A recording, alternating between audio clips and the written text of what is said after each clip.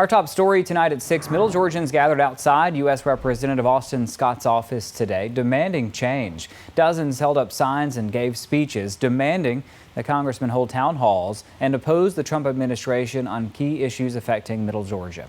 41 NBC's Taylor Gilchrist reports. Residents of Georgia's 8th Congressional District gathered outside of Congressman Austin Scott's office to voice many concerns, number one being that they don't feel their voices are being heard.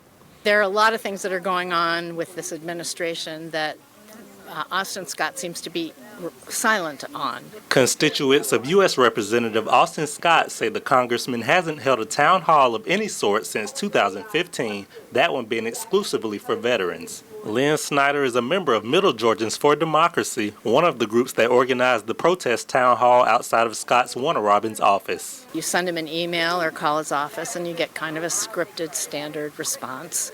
And sometimes it pertains to what you asked and sometimes it doesn't. One by one, speakers came to the front of the crowd to ask questions to an empty chair, representing the absence of Scott. Michael O'Neill was curious about Scott's alliance with the Trump administration on a number of issues. As they deport immigrants without due process, as they detain naturalized citizens, and as they illegally fire federal workers, many of whom are in your district. A combat veteran, O'Neill says the swift actions of the Department of Government Efficiency and Elon Musk have hit close to home. I am very concerned about the reduction of funding to the VA programs, to the medical programs. Julia Dormany is a retired teacher and professor. Dormany voiced her frustration with Scott not openly opposing the Trump administration's push to slash the Department of Education. Is he okay with children going hungry?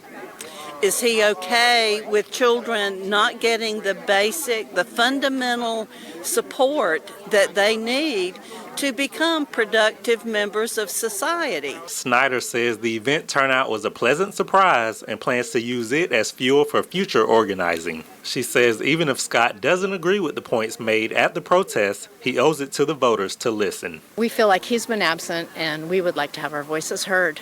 In Warner Robins, Taylor Gilchrist, 41 NBC News. Earlier this month, NBC News reported the National Republican Congressional Committee advised lawmakers against in-person town halls.